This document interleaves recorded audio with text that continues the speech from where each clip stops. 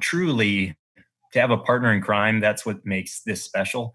And, I think everyone has what they remember, but I mean, the fact that I remembered, Oriol Guillermo from, who happens to live in Sweden, who's Spanish speaking, and we really can't say anything to each other, but the fact that like I shared this life memory with someone else and didn't just like drown in the middle of the Pacific, Baltic Sea on my own volition, like, I mean, that's so special to be able to share a memory, good, bad, or otherwise, with someone else.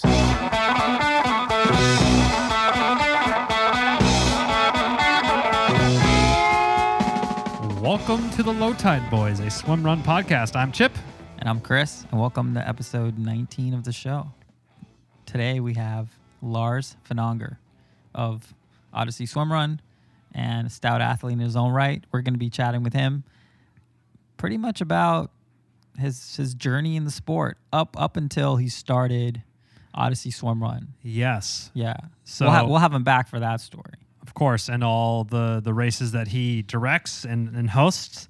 But yeah, it was a cool kind of the man behind the mask sort of thing, that everyone knows the race director or to some extent, but Lars is still active swim runner with John Stevens. They race in Catalina, so got to hear about that. Really great interview. I thought we hit it off really well with them. Yeah, totally. Probably could have chatted for 3 hours. Yes, at least. Indeed. And like I said, we'll have him back to chat about Ödyssey stuff specifically down the road. But before that, how's training going? Training is going all right. I think I am focusing on keeping up the consistency of getting, even if it's 20, 30 minutes a day, 5-6 days a week, 4 or 5 days a week, and and going from there, and just kind of trying to keep everything loose, making sure I'm not doing anything too silly to get injured. Yeah, you still crushing the Zwift bike? Yeah, I've been pretty. So last week I kind of took it as a recovery week. Yeah, and this week, yeah, I don't know. It's kind of just like how I'm dealing with it. It's like something I can control. I feel like I'm getting super fit, which is nice. Yeah, I can tell you've lost weight.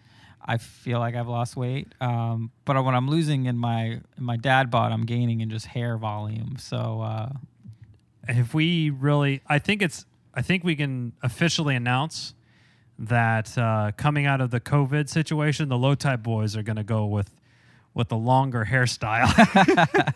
So I've decided I'm probably going to go a long Euro hairstyle. I don't know exactly what that is, but like a Euro mullet. I don't know if a mullet, but if there is any suggestions for the fans, I'll be happy. I have just really straight blonde hair. Yeah. But it's kind of getting pretty long. And then Chris is letting his, what do you call that whole thing? I don't know. Puerto Rican afro or something? Yeah. Or, okay.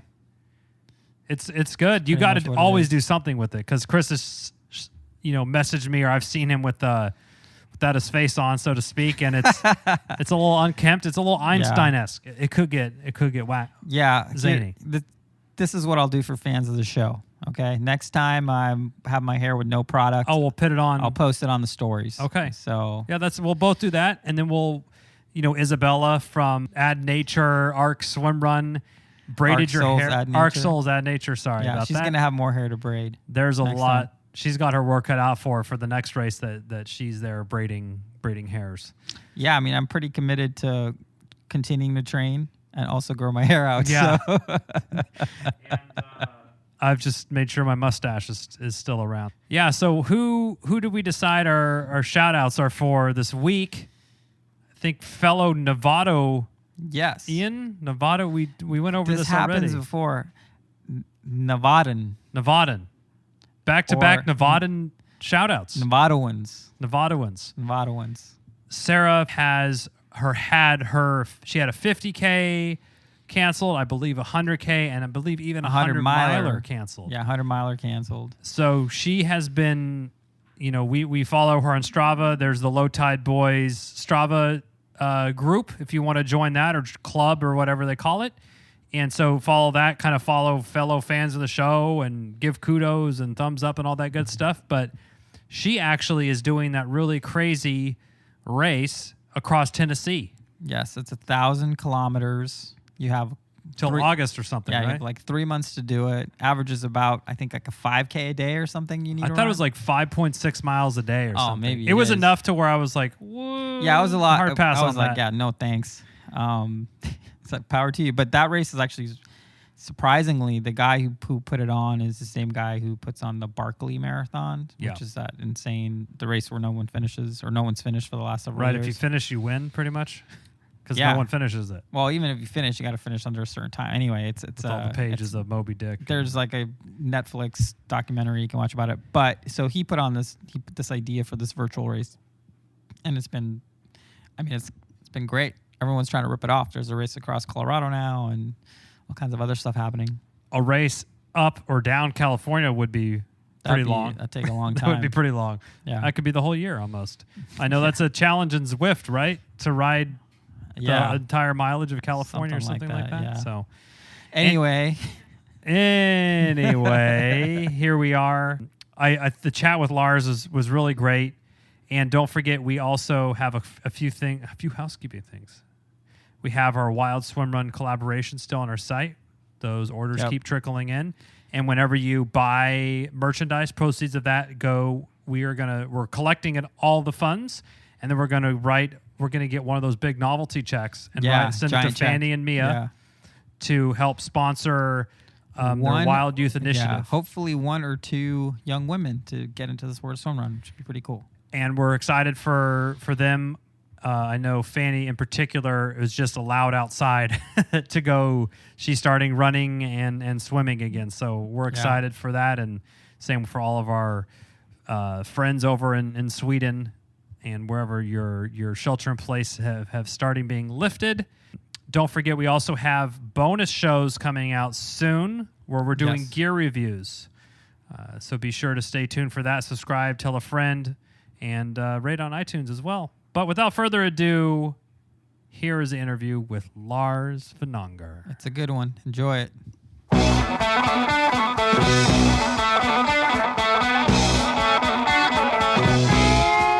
Today's guest is Lars Finanger, who was born in Norway, spent a few years in Saudi Arabia, grew up there for 13 years, which is a very interesting. Yeah, just note. I have some questions about that. We are going to have some questions about that. He did his first triathlon in the 8th grade PE class, which was organized by his dad. He's an Eagle Scout, and like the Low Tide Boyz, he's a father of 2. He has 2 daughters. He has a wife who is an accomplished swim runner in her own right, who won Norseman and is a 2-time defending Casco Bay Islands winning women's team. Wow, didn't know that already. This episode shining light on my knowledge base. He played college baseball in college, has finished the Ironman in Hawaii, so the World Championship 3 different years. Xterra Maui World Championship finisher. He actually was a pro card holder in both triathlon and road cycling. 10 times Ironman finisher. His personal best is at Ironman Cozumel in 2009 of 9:02.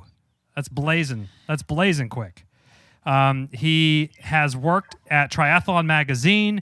He associate publisher at Slow Twitch. And as I'm sure most of the swim run community knows, he is the co-race founder and producer of Swimrun USA, Ödyssey Swimrun. And welcome to the show, Lars. Wow. Thanks, guys. That was awesome. Appreciate that. So, Lars, Cozumel, quick question. Was there like no headwind that year, or were you just cutting through it? Oh, man. This is going back so long ago now. So, they have the down current swim. So my swim was probably like 40 minutes. It's one of those, if you put a bag of chips in the water, it'll get there in 50 minutes. The course, I was living in Boulder, Colorado at the time, so I was used to riding mountains. That course, it felt like it was a tailwind all day. Wow. But yeah, it probably was a tailwind all day. And then I was a horrible runner because I would cycle my brains out. And so I probably ended up walking the marathon. Is that like a Lionel Sanders walk where he does a 250?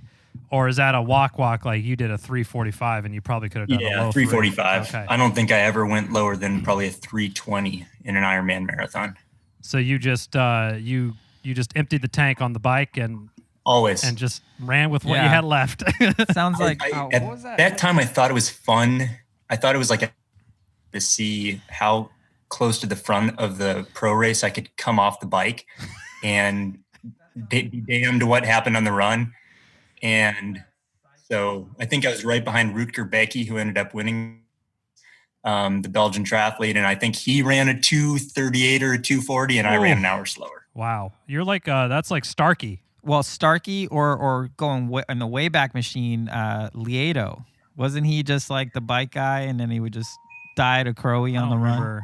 Anyway, that's super That's- weird. Yeah, I would love. Inside I triathlon lived in Boulder at baseball. the time when Craig Alexander was winning all his Ironmans, and I was a training partner of his on the bike. And but Craig, these guys, I call it keep your dick in your pants. Those guys always knew how to just hold back. And me, I would just go crazy and think, oh, wow, I can hang. But in a race, it's basically who can go the fastest, the slowest kind of thing. Yeah. And so who can use the least amount of energy and go the fastest? And I was the exact opposite. I would use as much energy as possible and go the slowest. So let's dive into that a little bit. You obviously have a ridiculous endurance pedigree and just sports pedigree. So you're an athlete. You're an athlete, obviously, and you've done all these events. Like, where is this coming from? This sort of desire to just go ballistic. Well, I did grow up in a family of I'll say coaches and a sporting family. My grandpa on my dad's side was a college cross country running coach for 40 years.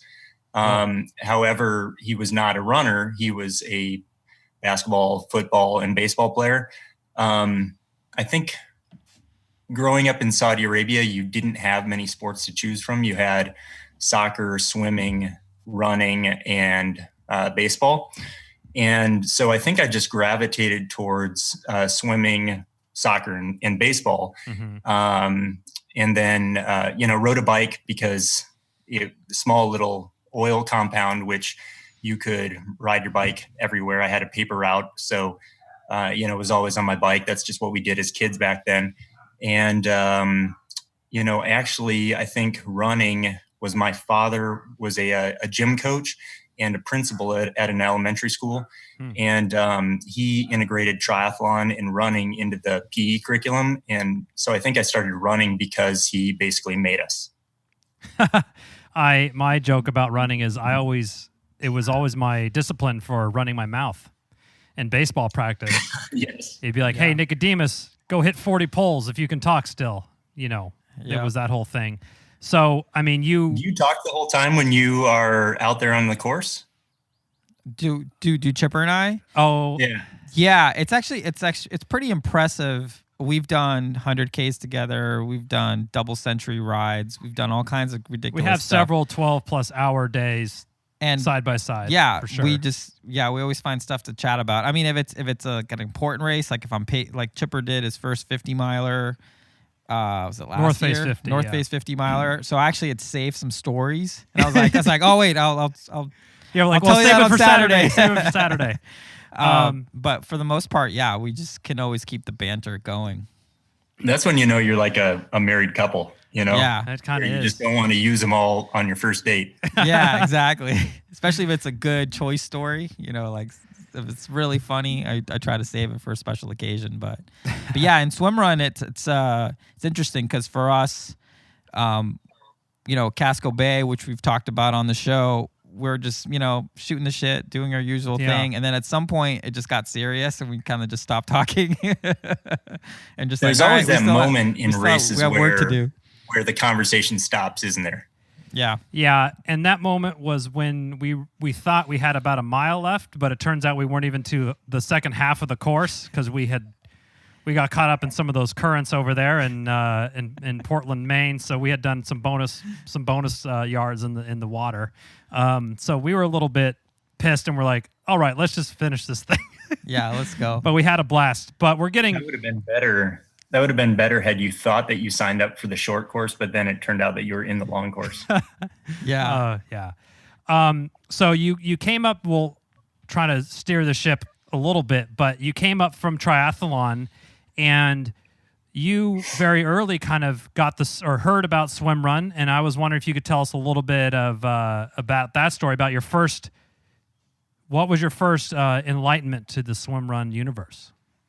So, I'd call myself a student of the sport and a student of sport. And so I've always been fascinated with reading and with watching everything I could, possibly. ESPN growing up as a kid, actually dating back to when I lived in Saudi Arabia, be armed forces television, because otherwise we'd get one sport a week. So we'd get one Italian soccer game, we'd get one football game, which was always like a season late, and we'd get one baseball game a season late.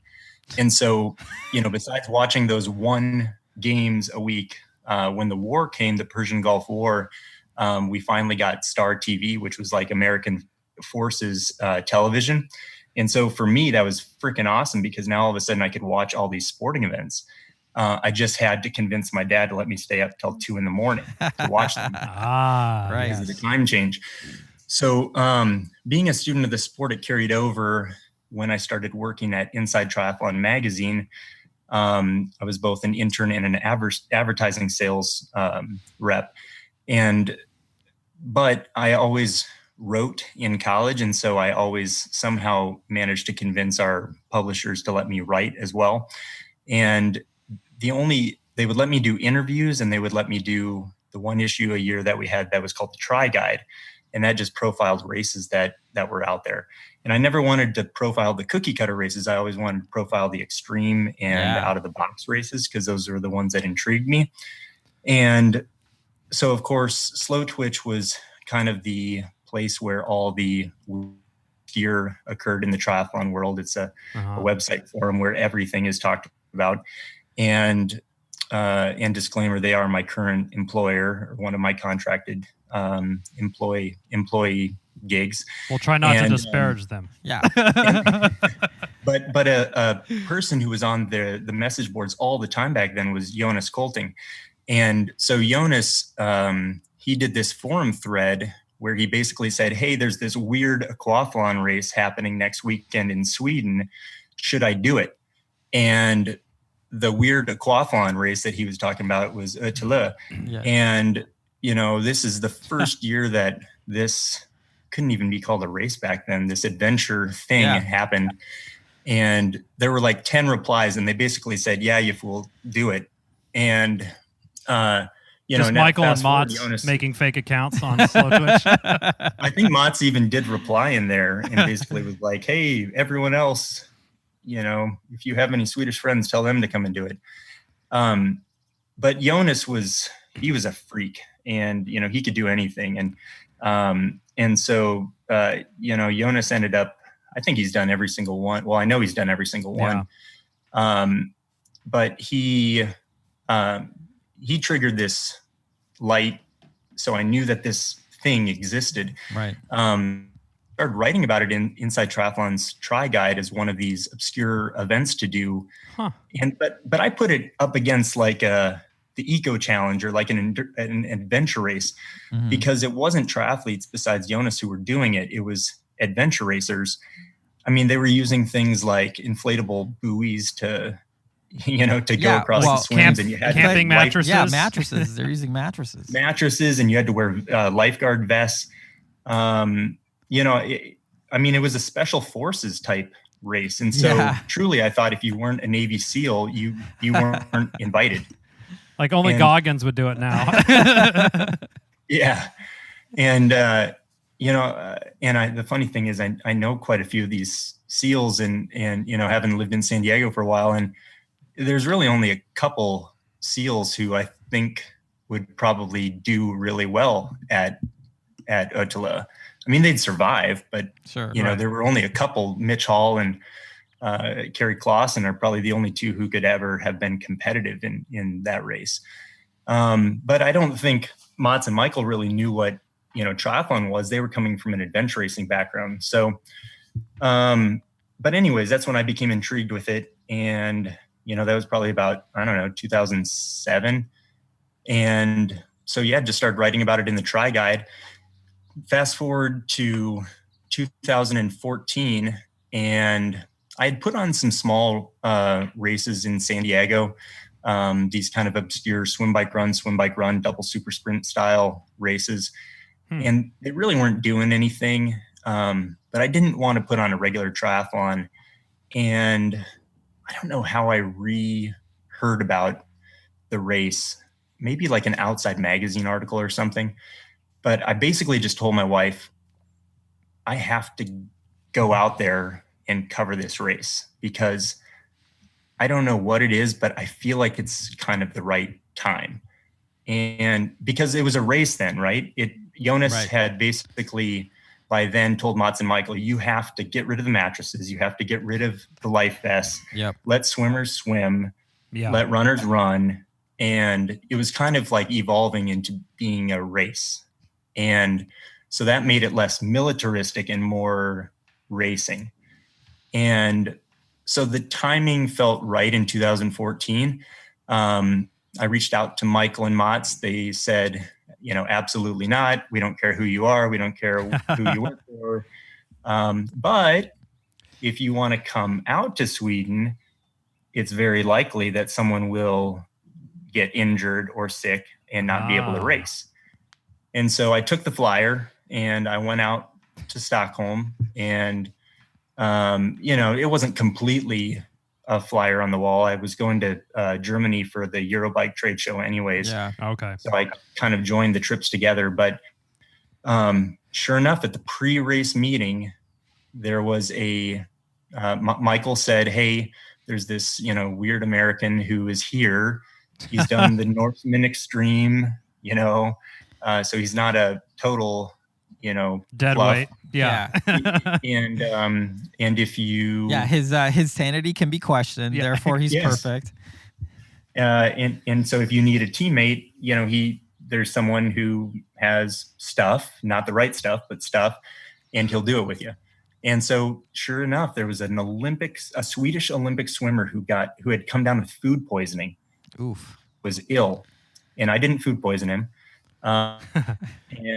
But his teammate needed a partner. And so I was in, and the teammate, he didn't speak English.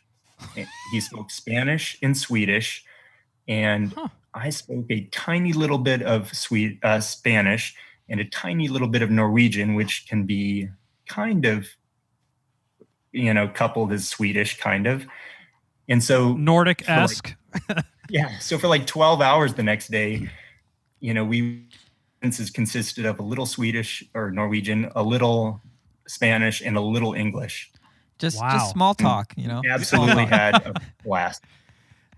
What a great story. I mean, and so, it just goes. And you guys raced well together? Oh, I mean, I went in just like for the life adventure, for the life points. I didn't care. I mean, I had a triathlon wetsuit. It was a full 3/4 length profile design wetsuit. So I was essentially being choked the whole time. Yeah. I had on a Camelback. I didn't have a pull buoy. At some point, he broke one of his paddles, so I gave him my paddles, so I didn't swim with paddles. I had Under Armour racing flat shoes, which are perfect on their slick rocks. Jesus. I mean, we were slip and sliding, everything under the sun, but, loving every second of it. Yeah. So I mean, that's the story. In different contexts we've heard, it's like there's this magic to it. How soon from the race beginning where you're like, oh my God, you're hooked. This is going to be a piece of my life. I'm going to dedicate attention to this. Yeah, I mean, that happens immediately. However, there was nothing in the U.S. to go back and do. And at that point, there was only one other race in Engadine, Switzerland. And then Rockman had just been held earlier that summer. So there were 3 races worldwide. Right. And so fortuitously, I don't know how the hell this was the stars aligning. A guy who I had known from back when I was a young triathlon racer, I had actually he had homestayed me for a race in Portland, Maine. Jeff Cole, he saw their recap on YouTube or, Slow Twitch or whoever put it up on their website. And he emailed me and he said, "Hey, have you seen this? Have you seen this? We have something in our backyard here in Portland that would be perfect." And I said, "Jeff, I just did that. I'm actually in a hotel in Stockholm right now."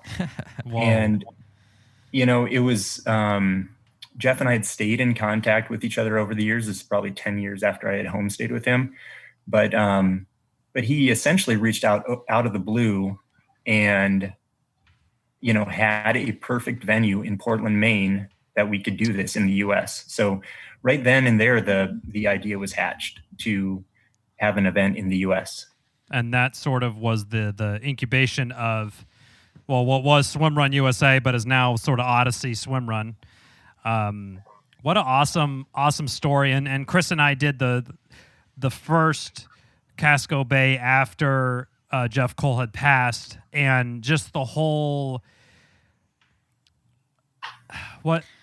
presentation, everything. I mean, it was incredibly moving, and I mean, it was one of the most wild experiences. He just sounded like just an awesome dude. He's just like the coolest guy. It sounded like an awesome dude. I always said that Jeff was like the younger spirited person of the two of us. And but he's got 20 years on you at least, right? Or he did have 20. He was pushing 60, but he had a hitch in his step like you wouldn't believe. He was like the ultimate, I wouldn't call it, he wasn't an endurance racer, but he was made of grit. And so he was just your ultimate outdoorsman.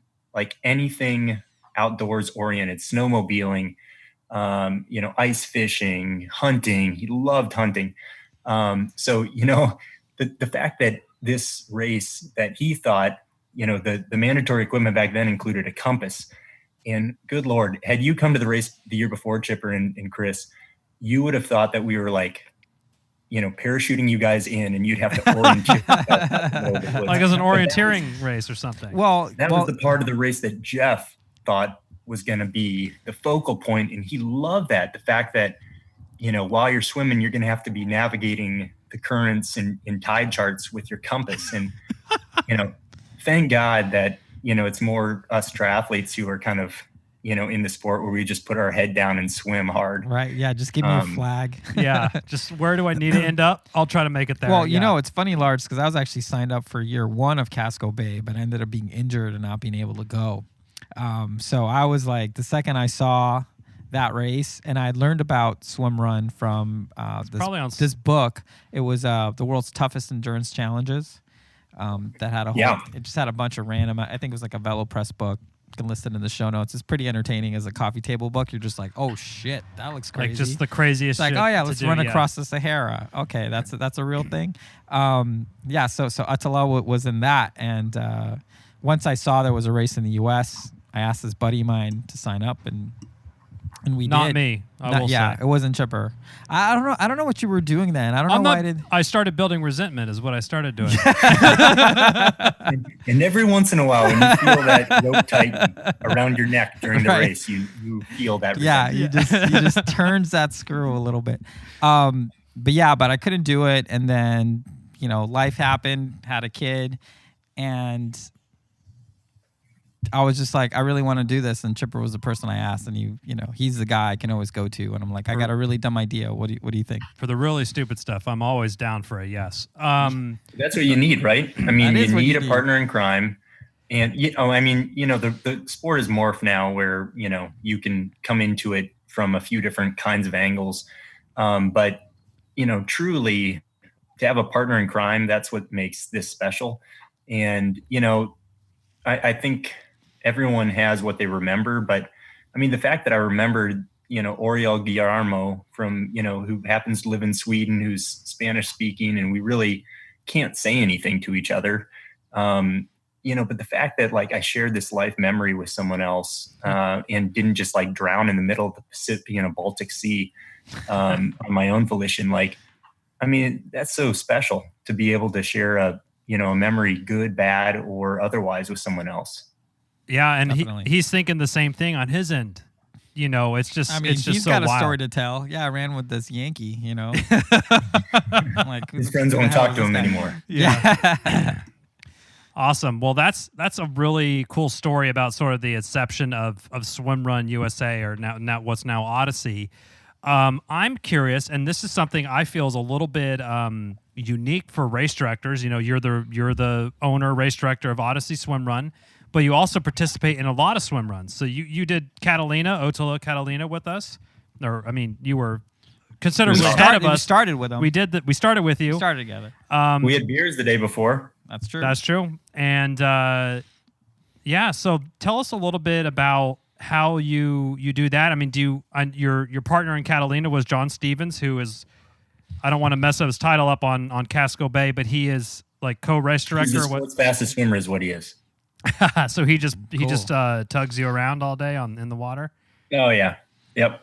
He's the great white shark in the water. That guy can swim like a banshee. But the other part that is so can't be valued enough, especially in a race like Catalina or Casco Bay, is he can read the tides.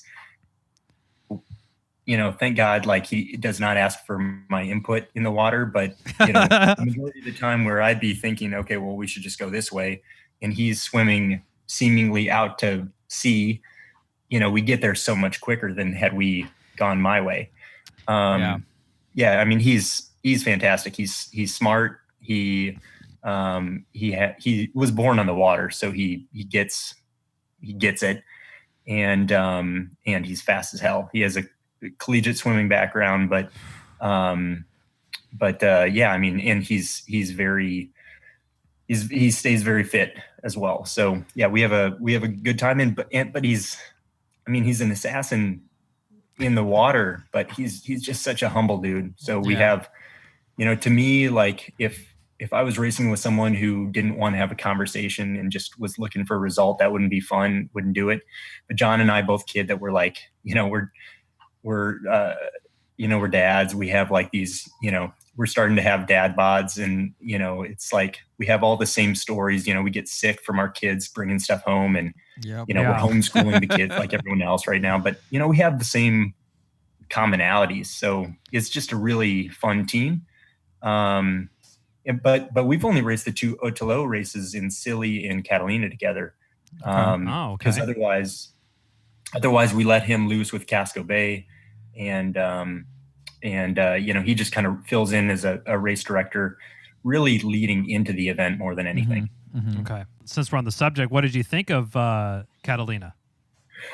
It was fantastic. I mean, it was, I knew it was going to be epic. I had been out to Catalina one time before, and I had been on a mountain bike on the trails in between Avalon and Two Harbors. Mm-hmm. And I thought it was one of the most insane mountain bike rides I'd ever been on. And so the fact that we were going to run some form of that, I knew was going to be insane. The swims were everything you could ask for. I am so thankful that Natalie Foote, the day before, the night before at the pre-race meeting, basically calmed the entire room by saying, look, I grew up here and I've never seen a shark. Oh yeah. The shark question. Yeah. I'm pretty sure that calmed the entire room, even though I'm sure they were there. But, I just think that course was so fantastic. I know how much work Andy, Natalie, Sean, put into it, boots on the ground. And then I know how much work always Mats and Michael, any event you go to with those two putting on an event is going to be world-class, no matter who the producer is. And so, but they crushed it. And so you had a course that was fantastic, and you had I thought it was really fun for Americans to be able to see how the Europeans are. Yes. And yes, exactly. Europeans they're 5 years ahead of us. Right. Yeah. I mean, I totally agree. I feel like, you don't get a second chance to make a first impression. And, I mentioned this on previous shows. Like, I work with race directors. I help them design and launch events. And to have this one all the work that went into it. I mean, we were It was interviewing people that were polished, previewing very the course polished. multiple times. Yeah. You know, they were flying out from Sweden multiple times. It just really showed on race day that it wasn't. I mean, it could have easily been a shit show. Right. They could have went on Google Maps and done a oh, this looks cool, and like, okay, this is what we'll do. Not, anyway, it turned out very well. I don't know if Andy would tell you this, but he went out to Catalina over 30 times. And wow. I don't know if I knew that number. I know you've had him on the podcast, but he willed that thing to happen. Yeah, him and the efforts of Andy Hewitt and Sean Durkin and Natalie Foote really made that race the success that it was. And we are super excited to head back, and fingers crossed we'll be there in, was that February? I think March. Isn't that crazy that's if that was like the only race of. Yeah, I mean, it also feels like the last racing experience of the year. What a great one for us to have! How lucky we were. Yeah. It even makes me fine with the fact that they started up that crazy ass hill, which otherwise that was nuts. That was so nuts. And admittedly, Chris and I, a world-class field within 2 minutes of starting, walking. Yep. Yeah. Having to climb over a fence. Here, go over this gate real quick. I mean, admittedly, Chris and I could have probably done a little bit more course reconnaissance, but we were standing in the start corral, and I actually think I remember looking at you, Lars, and John, and a couple of other people in the front, and I'm like, they're all cabbed down. I wonder if we should, boom! And I heard the thing, and I'm like, oh shit, let's start going. And before we knew it, I mean, I looked later on Strava, grades of 40 plus to 50% grades on some of those things. I mean, it was no joke. Like, you couldn't. I was looking for a gondola. I don't think it was 40%, but yeah. If it makes you feel any better, the guy who finished second, and he would admit it, he had a really rough day out there, Oscar Olsen. And this guy's a freak. He's maybe the single best swim run athlete. However, it's not an individual sport, but this guy's a badass. He was wheezing on that first hill. Wow. Absolutely wheezing. We didn't think he would. It didn't sound like he was going to make it to the top, but his teammate, Frederick Axgard, who, you would think like, geez, these guys are freaks. Like, they must not work. Frederick Axgard is like a CEO of a company. He's 41 years old, and Oscar Olsen runs his own business in Stockholm or in Gothenburg. I mean, these guys are just like, us. And, but Oscar is wheezing, barely making it to the top. And Frederick just says, he's going to be okay on the downhill. So, they're very active recovery. Yeah. Yeah. And sure enough, he was gone, like he was shot out of a cannon. Yeah. My quads are blasted for about a week after that. Yeah. Just on the first. Yeah. I will say though, and we mentioned this before, where we live, we have the wide open downhill fire roads that we can hit anytime we want. So I actually thought that was probably one of our strongest parts of the race when we're coming down from that 10K run and just bombing down. That and the post race beer and veggie burgers. Yes, definitely. We won that category. We won that for sure. And that's awesome. We stayed on a boat, and I was just gonna lead right into this boat that I remember. I want to say it was the second to last run leg, and I remember I'm like, "There's fucking Lars's boat right there. That motherfucker's probably already on it." I got to admit, like, I thought the captain was gonna park a whole hell of a lot closer. Because we kind of had these grand visions that, okay, we'd be able to swim into the start and then swim back to the finish and be cheering people on from the boat. And, let's just say those cabanas were pretty ideal at the finish line. That was a good setup you had for yourself. Yeah, because we had to like get a little rent a boat to get back out to our boat. But, it was pretty surreal to wake up that morning. We had sailed over from Avalon after that pre-race meeting that evening. And we essentially woke up at, 5 or 6 in the morning, and we're staring straight at that hill that we all ran down at that first run leg. And, so while we're sipping on coffee, we're just thinking like, holy shit. Yeah. It was pretty surreal to see a portion of the course, right there. But it was a beautiful race. It was such a beautiful day, and I know. I mean, the weather on Sunday, I certainly wasn't complaining about, but Saturday had even, if you can imagine, even better weather. I think probably low 70s potentially. And we had a little mist, I felt like, on Sunday, but I mean, the whole weekend was just great. And the island of Catalina, and I mean, we have an entire 3 or 4 episodes just praising this race, so we won't go too far into it. But what we did want to chat about a little bit is the Low Tide Boyz and the Kraken Collective had a happy hour meetup with Precision Hydration, and Ödyssey was there. And I was hoping that you would be able to tell the folks a little bit about the Kraken Collective. Kraken Collective is something that we were ready to go balls out on, for lack of being polished.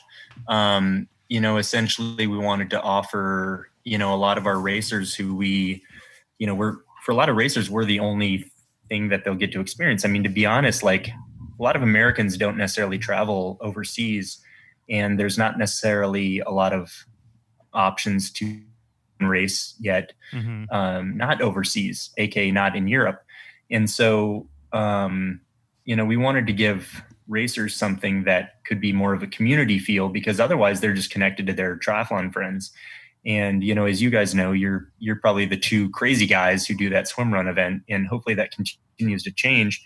But, in pockets like the Northeast where, we're really strong, we have these racers who, Casco Bay's on their calendar every single year. And, last year when we had Boston, we had, a lot of crossover athletes. And so we've kind of started cultivating this community up in the Northeast and, now in the Pacific Northwest as well. So we just wanted to tie those together with more of a community type feel, throw some swag and apparel into the mix, have some training camps to get people ready for the courses, just kind of, be the connectors between the races that were happening, so that when they got to race day, they either had communicated with someone, online, through WhatsApp or through Facebook groups, or, even a training camp. And so, Kraken Collective was meant to be that, this team, but, with COVID happening, we've really dialed back on pushing that, because we don't want to hit people when they're maybe going through, a bit of a pinch financially or what have you. So, we'll see when the right time is to roll that back again. But hey, Catalina, we sure had a great launch. Yeah, it was. Yeah, that was a lot of fun. It was fun. And you had a Bronwyn and Greg repping the shirts on the podium. That was awesome. that was a good little. That was good for sure. The wet socks. Bronwyn and Greg are fantastic. They've done, I think, every one of our races except for they haven't done Michigan and they haven't done Orcas, but they're just awesome. They were great friends of Jeff Cole's. With the races that he put on in New Hampshire and Maine before. They're just the 2 most upstanding people you could ever want to associate with. And they're badasses. Bronwyn is like 4'11" and just will crush you. The harder the course, the better for her. She's just a machine. Greg, God bless him that he can hang on to her. They're just crazy. And their little daughter, Gwen, she's going to be, the Pele of swimrun when she comes of age. I love that. Yeah, totally. I love that. So I have a question about Kraken Collective. What was the idea for that one? Is because I know Team Envol, they're kind of doing the same thing. I guess that's coming from more of a coaching side, but also building community and connecting people and doing camps and stuff. Were you thinking something like that for the U.S., or was this model sort of community first and sort of training secondary or tertiary or something like that? Yeah, well, in a way, you guys have triathlon coaches, right? In a way, there's not a swimrun coach yet. Right. And so, in some regards, we did want to help people who wanted to focus on swimrun, even if it was just for a race, 3 months ramp up. We did want to help people focus specifically on swimrun racing. And, we think that, between the knowledge that John Stevens has and, people like Bronwyn and Greg and people like myself and, Aaron Pallion, who has been at every single one of our events. Right.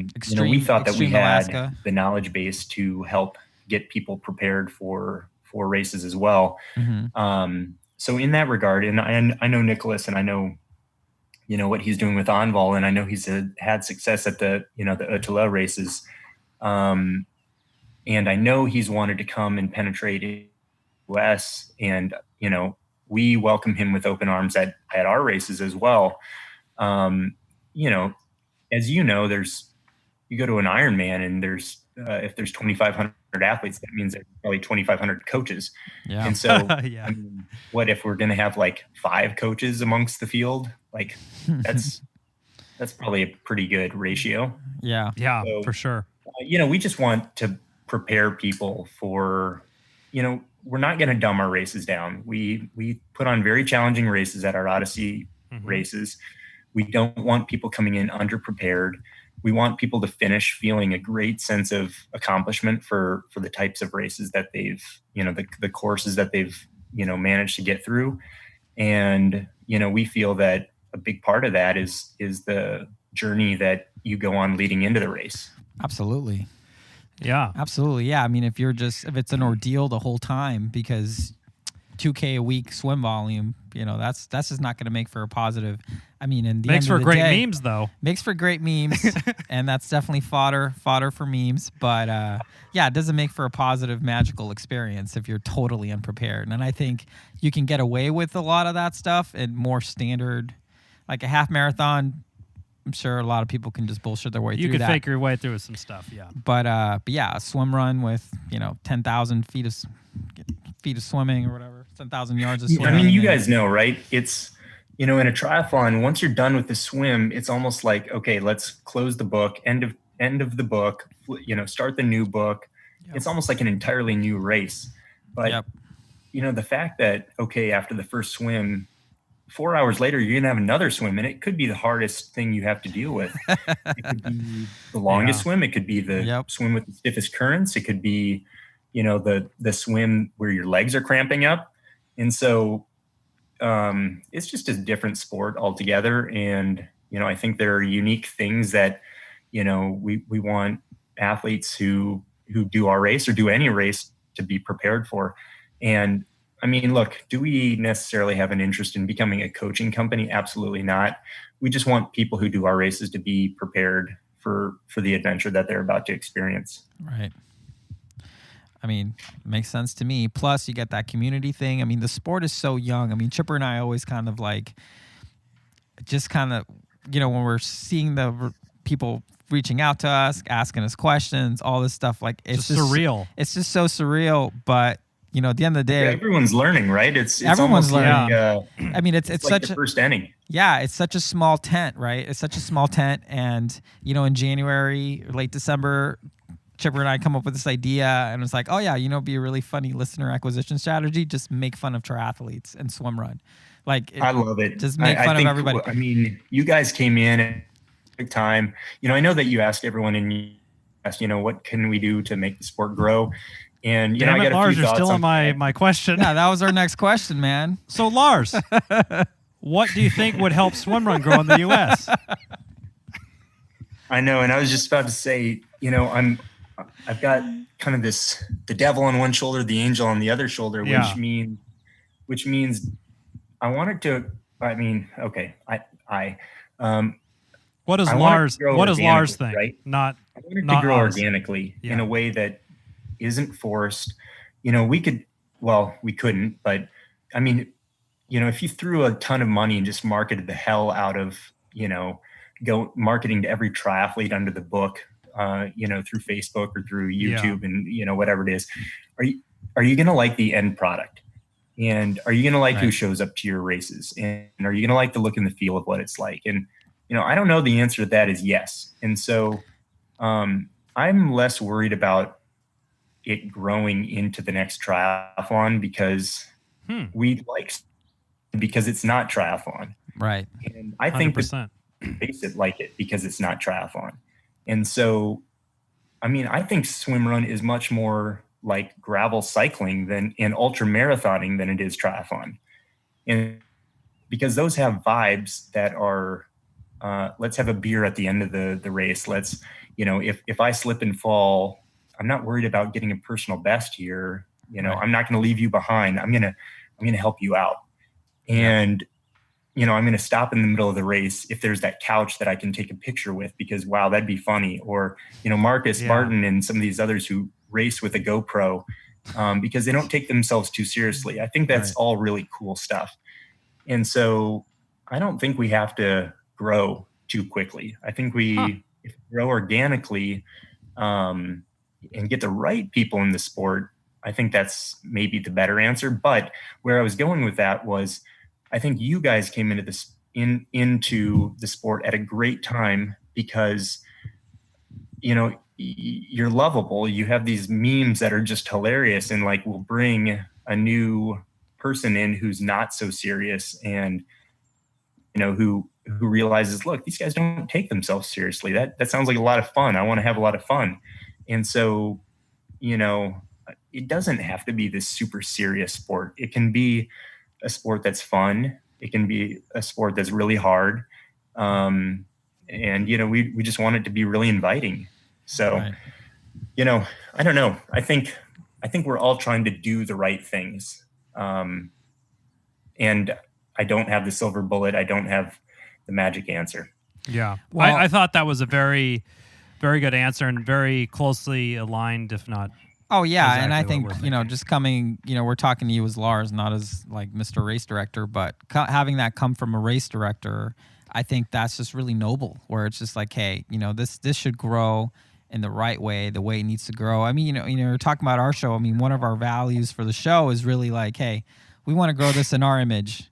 We don't want it to be super type A. We don't care if you're first or last. We want it to be inclusive, diverse, welcoming, the whole nines, right? Which is at some point, if you have age groups and turn into a time trial, then that could go away. But I think it sounds like what Lars said and what our show values are so parallel to what Otelo and the founders have. I think that's kind of why it's all growing in such the manner that it is, and it's been able to maintain its well, look at their flexibility, ethos. Chipper. The fact that they started out basically as an adventure race and were willing to listen to one of their racers, yet, Jonas is a pretty outspoken guy. He's not going to take no for an answer. Yeah, we've had him on. I mean, he basically told them, change the sport, change it. Yeah. And they changed it. And so right away, it shows a certain amount of flexibility, right? And, those guys, I mean, this is the part of Swimrun I love, is that, and we get some, we definitely get the people who are emailing us 6 months in advance, 9 months in advance. Hey, what's your race course? Yeah. I mean, look, I'll give you a 90% sure race course, but this thing could change the week before. It could change the day before. I mean, Swimrun is a weird thing where you make game time decisions. And I know that doesn't necessarily feel right to a rigid person coming from triathlon where they know the exact distances. Right. But that is the sport that we're in. Yeah. I mean, Chris and I think we have to share the story now, but if we're being frank, we were a little bit still on the half triathlon type A thing at Casco Bay when we did it. Yeah, we hadn't fully achieved our post triathlon zen. And we were irked, I will say, at like when I would look at my watch after swim, I'm like, damn it, that said 1600 on the thing, but I just did 800 or 1800 or whatever. And I'm like, oh, this is I was getting mad. Yeah. But literally by the end of the race, we were pissed because we had, gone slower than what we wanted, and, we were tired and bonking and all this stuff. But the second we crossed the line, I looked at Chris. I'm like, we gotta define more of these. Like, this is the most insane fucking thing. Yeah, I mean, it was interesting because even like the race itself was a microcosm for our sort of emotional journey, kind of being done with time trialing and doing things solo and being more like, all right, like what's the next crazy thing that we can do? And and kind of like halfway through the race where we kind of stopped chatting as much and just kind of went for it. started realizing we had to do work, like that's when I really started loving it. I mean, jumping off the dock was awesome. So and cool. I remember looking at Chipper, and it was like at the pre-race meeting, it was like, you can jump off the dock or you can, go down the side. And I just look at him, I'm like, we're jumping off the dock. Like, you're not going to pussy out. But yeah, I mean, I think it's I just think awesome. it's really I'm glad great. you guys did, but you know what? At the same time, we want people to have that decision. If you want to jump off the dock, jump off it. If you want to go down and get in the water through the ladder, go down the ladder. Yeah, exactly. It's like whatever you're going to be comfortable with. It's like it accepts everyone, and you still got to swim across the Portland Sound. And to be honest, it's probably faster to go on the dock because like the second I jumped off, I had like a yard sail in there, and I'm like, where are my goggles? Where's the tether? And all this stuff. So it's probably faster just to go down the ladder. Yeah. Absolutely. Yeah, exactly. Yeah. You don't necessarily practice that in the pool, right? Jumping in and holding onto your goggles and, pull buoy goes when you hit the water from 12 feet up. Oh yeah. Yeah, for sure. For sure. Well, Lars, I feel like we could probably chat with you until the wee hours of the morning and knock back a couple more beers here over Zoom. But we really, Chipper, I gotta say one more thing, as a Minnesota Twins baseball fan. Oh boy. I was pretty excited about the fact, I think I told you this, that, the first year when you did our race and we had someone on the starting line whose name was Chipper, I instantly thought of the Atlanta Braves, Chipper Jones, who, the Minnesota Twins did beat them in the World Series in 1991. Thank you, Kirby Puckett. And, but I was you were instantly one of my favorite racers just by default. Wow. I haven't even toed the start line. In my defense, I was not a Braves fan at that time as I was only 4 years old. But I did grow to be a Braves fan starting in 1995 or so. After Chipper Jones's rookie strikes, after the strike season. You guys also went on to win a few World Series as well. Couple division titles, World Series. Anyway. Not as many as they should have. Yeah, well, I can't get into that. It's triggering for me. So, Lars, where can people find out about you and your story and Kraken Collective and Ödyssey Swimrun? Plug away, sir. I think the biggest thing is I don't do much personally. I do write and do quite a few interviews on Slow Twitch, which is, where I spend my non-Ödyssey, working hours both there and at Let's Run. But Slow Twitch actually lets me write from time to time, which is pretty cool. But I think, Instagram probably is like most things. But I think I push all the cool stuff to Ödyssey Swimrun. And so, Instagram at Ödyssey Swimrun. Nice. Yep. Yeah, we'll actually link that in the show notes. Yeah, we'll link all the good stuff to all what Lars is doing there in the show notes. And Chipper, you gotta do the link to to the game-winning hit in the 91 World Series as well. Okay. What was that's a request. Was Damn. that what? I don't even know that. It was like Kirby Puckett? It was like a gapper. It was like a double to the wall. No, or something. the outfield was in. He just had to hit a sac fly. He hit it over the left fielder's head, and so it was a sac fly, but it was a game winning run. Was this the Sid Slid series? Was that the game before? Sid Beam? Was that Sid Bream? No, that was a different one. But game 6, the day before, was where Kirby Puckett hit the homer into which is now the Metrodome. Had a golden seat, which is where he hit the ball, but that was off, I think, Charlie Lieberman. And my Braves knowledge is not too strong. Yeah, Chipper was too young, but us normally aged people, I remember that series. I mean, I know the Maddox, the Glavin, the Smoltz, Steve Avery, Mark Wohlers, John Rocker, all the they were all rookies at that time. Yeah, and then super young. Chris, you got to hear this story quick. Baseball. So after our Boston swim run, which we did last year, I took the whole staff out. I mean, we worked like horses at that race. I mean, honestly, I can't believe you were even able to put that race on. That just sounded like a logistical nightmare. That was a beast. But we're in Boston, and so that night we went to a Dodgers Red Sox game. Oh, and we're so smoked that night. I have great pictures of John Stevens just sawing logs, and he's a Red Sox fan. He was like asleep the entire game. Nice. Well, Lars, why don't you surprised send one of those to security- us, and we'll put it on the Instagram account. I'm Oh, man, that'd be surprised. great. I'm surprised that security didn't kick you guys out. I fell asleep in the bleachers once, and next thing I know, I woke up on Lansdowne Street. Oh yeah, I'd love to say that we're. It doesn't make you a bad person. I'm Chris. gonna put sleep in quotes, by the way. Right? Yeah, you fell asleep, like your body started shutting you down. Oh man, yeah, you guys. You know what? With it sounds like you guys like a few cold ones, and so I got to say, if you ever find your way over to Sweden, the original four who conceptualized that race, one of the guys, it is. He's got a his thirst. rule, He's got a thirst. He has to shut down the bar, and so after the race, Jesus. like he has to be the last one to leave, and so he's going to be there all night as long as you keep drinking with him. Oh wow! Challenge accepted. We need to get this guy's email address. I guess we have to qualify for the race first. I'd love Yeah. to say it's either Mats or Per or Petter, or I'll figure it out. I mean, he's a great guy, so fun, but yeah, I mean, he's an awesome guy, and they're all great storytellers as well. Sounds awesome. Awesome. Well, Lars, thank you so much for being on the show. Really appreciate you taking the time and sharing some of the history of the sport with us and everything that you're doing. And we'll see you out there. Thank you guys. Thanks for all you do. Yeah, thanks, man. Bye. Take care. Thank you for listening to the Low Tide Boyz, a Swimrun podcast.